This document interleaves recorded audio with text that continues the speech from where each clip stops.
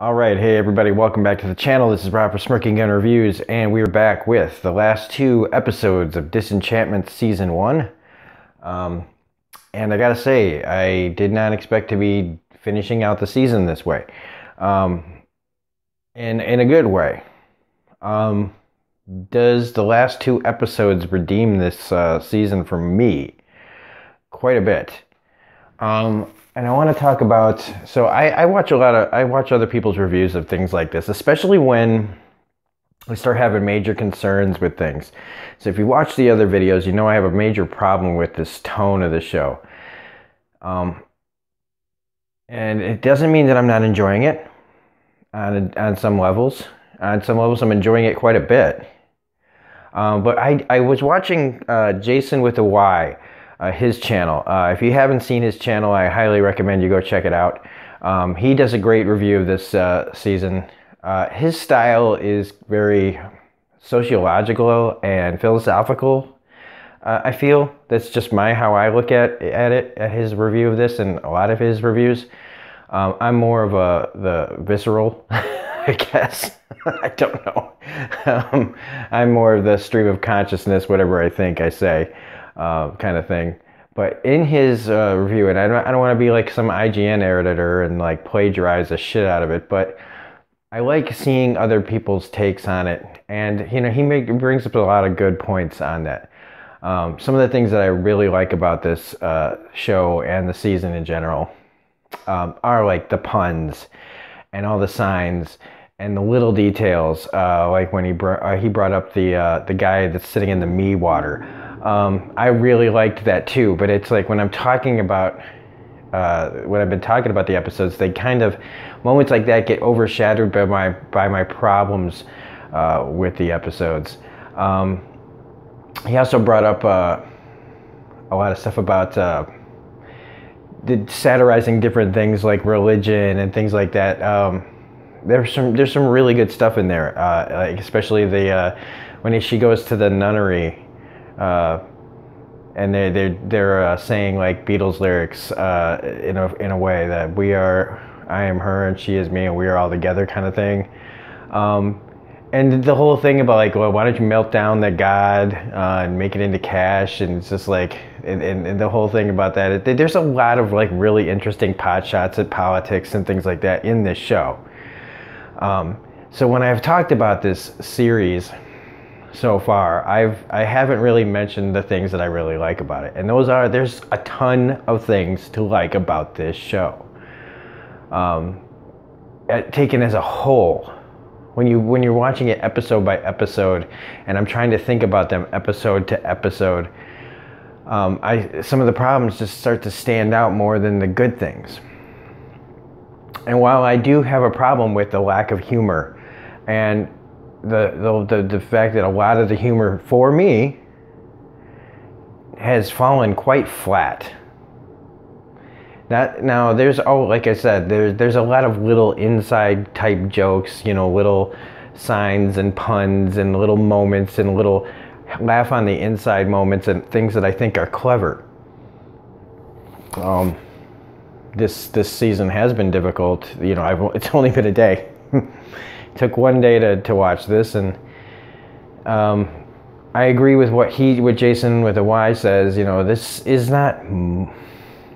I think this is must watch for myself. I had to watch this. Do you have to run out and see it? No, I wouldn't say you have to see it. I think it's like 5 hours, right? It's about roughly 5 hours long to get through 10 episodes. So you can do it in one sitting, no problem, really. And in the end, okay, I want to talk about episode 9, which I think is the best episode of the series so far. And it was one I was really looking forward to, just because I saw that it was Elfo going back to his homeland. And that was one of my favorite parts about the beginning of this show, was his little world. And so, to thine elf be true, I think, to thine own elf self be true, whatever that's called. This episode, to me, was the most well-balanced episode that they've done as far as tone, They mixed and balanced the humor and the emotion. I felt like I was watching one of those, like one of the really good Fry episodes of Futurama, kinds that hit you in different ways, where it's silly and sweet and it hits you in the heart, and it gives you all these things that you didn't, that can make a good episode flow and change the course of the way this series can go. And the only downside to that, it's still gonna gnaw at me a little bit, and I just want to get it out of the way now so I can talk about the things I like, is that I wish the whole season had been like this. Because this is, like I said, this to me is the perfect episode so far. The close to, as like, if you rate them all, this is the one that I look at and go, this is where you need to be, like, almost all the time. So they end up going back to Elfo's place. And so I was wrong. His little girlfriend that is back there, she wasn't the only girl. Okay. At the time, it seemed like she was the only girl, but there's plenty of girls there. I was right, though, that they're very much kind of like the Smurfs, and like how they're named kind of like what they're gonna do. Like Shaco is still there, that they really like, they fall for Bean and her booze, just all these little cute things they're just so cute and weird, and the music and everything. And I like Elfo's dad a lot. He's really funny. And then, you just get that moment where you're just like, oh God, the knights are going to come in there and try to ruin everything. And then you kind of get like the vibe, like like it reminded me of Return of the Jedi, where the knights are fighting the elves, and the elves like start attacking the knights, and one of the knights gets his fucking head cut off. So, and it's just the way that they're attacking. It just reminded me of Endor a little bit, and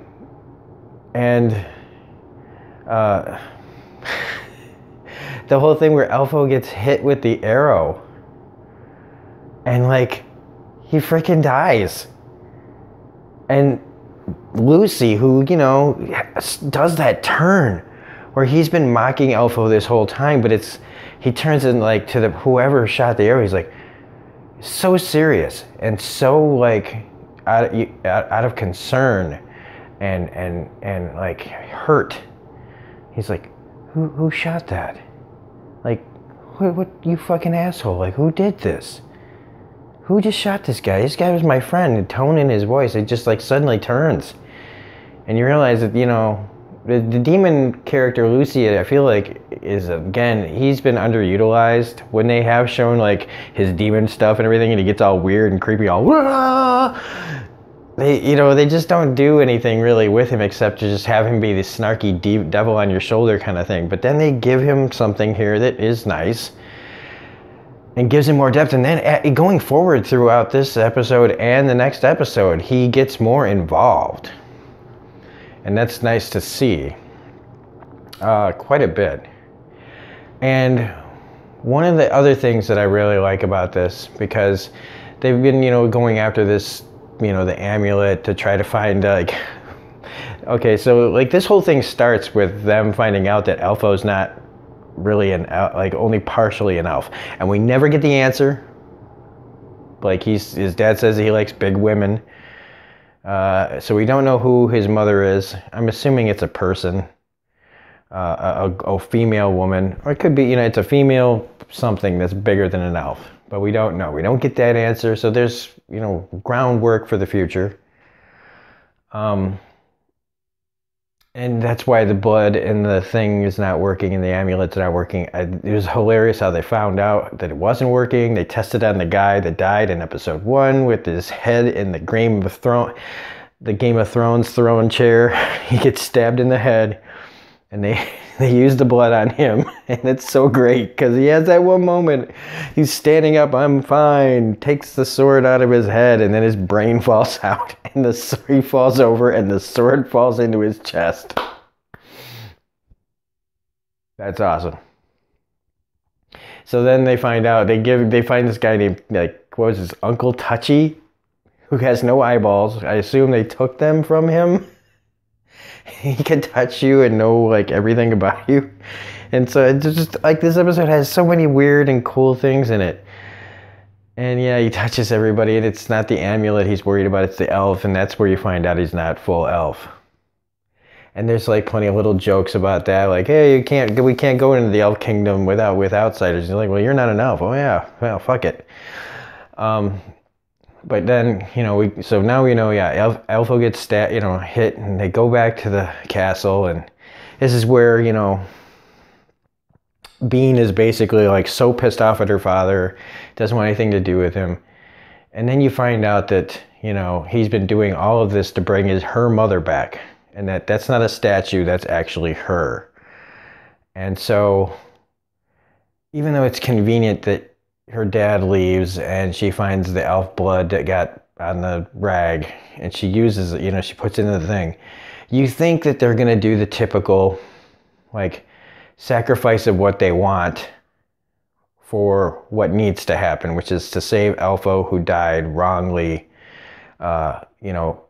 You got him into all this and you could bring him back. And that's what they normally do on regular shows, is the hero makes the sacrifice to give up what they want to do the right thing. And in this, she doesn't give up what she wants. She goes and she gets her mother. She sacrifices the chance to bring Elfo back, to bring her mother back. And that's different.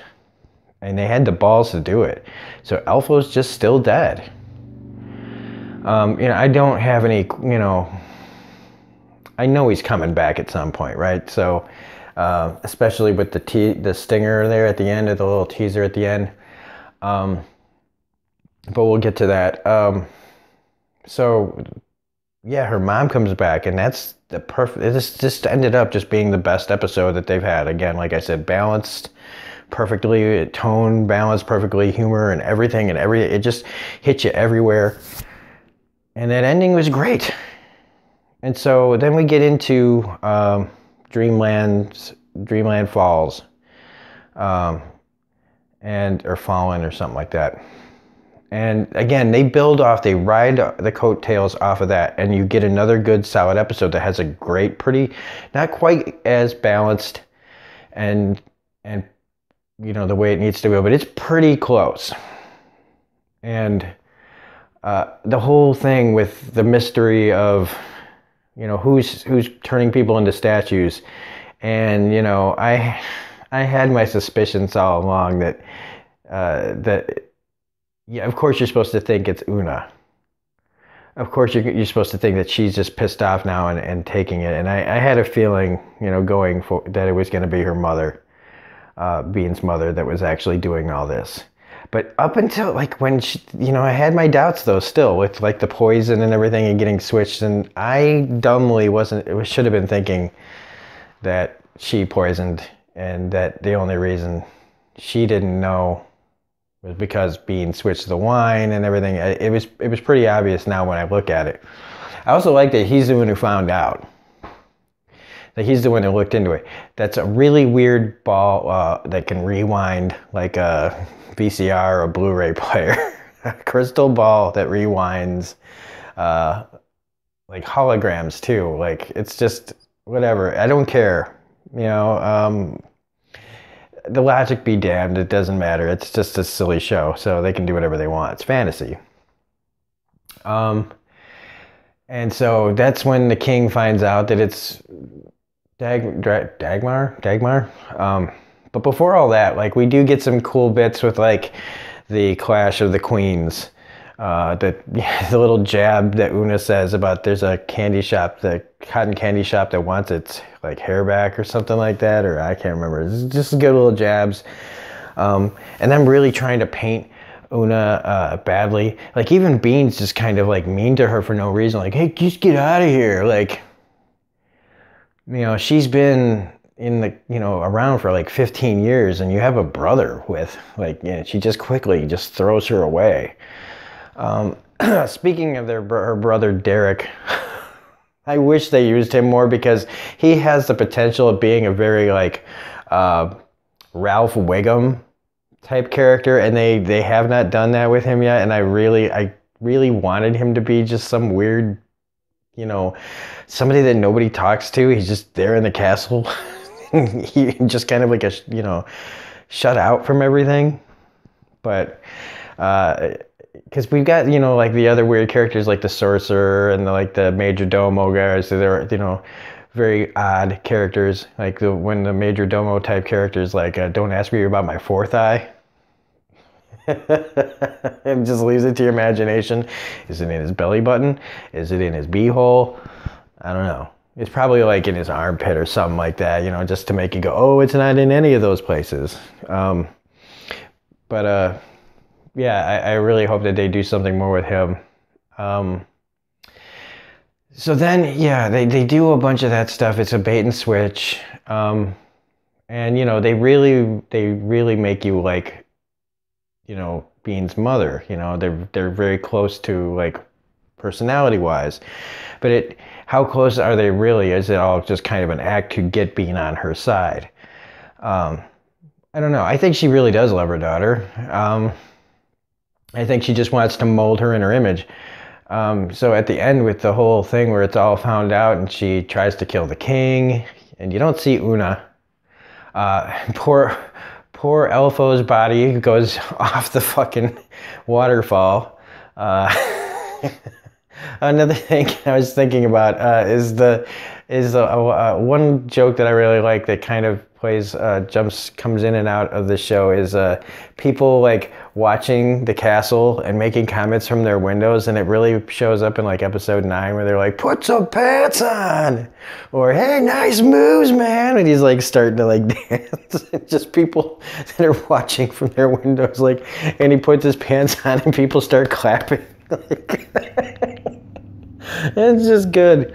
So anyway, yeah, so the whole place, everybody gets like turned to statues. The king's left by himself up in the tower. Dagmar pushes Bean off the castle walls, and they head to this ship full of like magical looking creatures, like talking animals and stuff. And that's where we're getting some cool stuff. So it's turning out looking like, yeah, her mother's like the big bad of this series, and at least going forward into part 2. And I'm really excited. Like now I am like, I'm on board when I was ready to, I see the real, like I've said that this show has potential.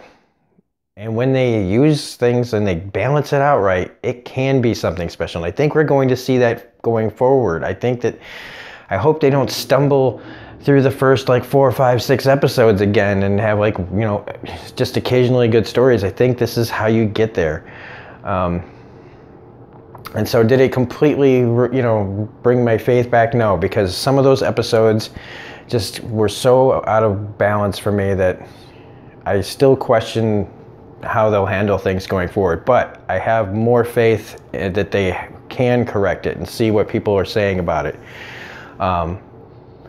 So, and I feel like I'm forgetting things, but I really enjoyed it more now that it's over, and I hope now that like people don't feel betrayed that I suddenly changed my tune on this show, but it hasn't really changed. I always thought that I always was liking it. I just, I had some problems with it, and I still have some problems with it. I still think that there needs to be some more humor in it, more obvious humor, not just the usual Matt Groening, stuff. But the stuff that's in there it can be good. But anyway, I'm gonna overthink this too much. But so this part of the season is over. I don't know when part 2 comes out. Probably sometime next year. I doubt it's gonna be a year from now that it comes out. Probably maybe next spring or something like that. That's would be my guess. But yeah, I really have a lot more faith than I did just even an hour or so ago when I watched episodes 7 and 8. So it's nice to be able to end this on a positive note. That I really think that they righted the ship. Now, since like I've said, it's a cartoon and not like some film drama series, I don't know if they, saw some of the things that they were doing and they changed them to make like by the end of this good, but I don't know. Anyway, so here's hoping that part 2 is just as good as the last 2 episodes of this show. If I'm forgetting anything, I feel I'll remember it later. And I'm sure I am, but that's okay. So anyway, if you like this video, please hit the like button, comment, share, subscribe, all that stuff. This is Rob for Smirking on Reviews. We will see you on the next video that I make. I don't know what that's going to be, but yeah, have a great night, and we'll see you later.